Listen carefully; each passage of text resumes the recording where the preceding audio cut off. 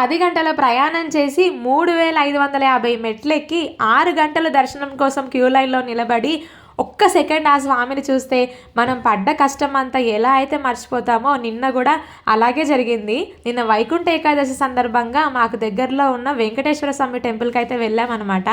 మేము లైన్లో నించొని స్వామివారి దర్శనం చేసుకునేసరికి మాకు 3 గంటల పైనే పట్టింది సమయం. అంతసేపు లైన్లో నిలబడి ఇంకా అలసిపోయాం స్వామి, మాకు ఓపిక లేదు అనుకున్న సమయానికి స్వామివారి దర్శనానికి అయితే వెళ్ళిపోయామన్నమాట.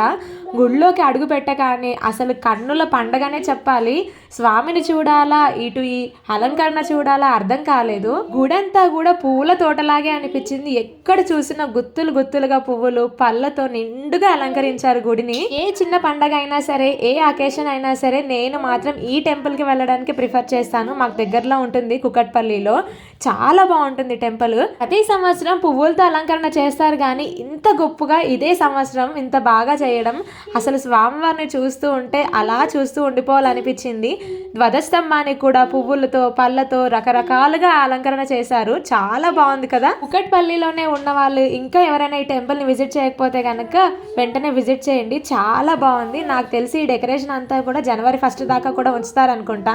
వైకుంఠ ద్వారం ద్వారా స్వామివారిని కూడా దర్శనం చేసుకొని తులసి మొక్క తీసుకొని ఇంటికైతే వచ్చేసాము. వీడియో నచ్చితే సబ్స్క్రైబ్.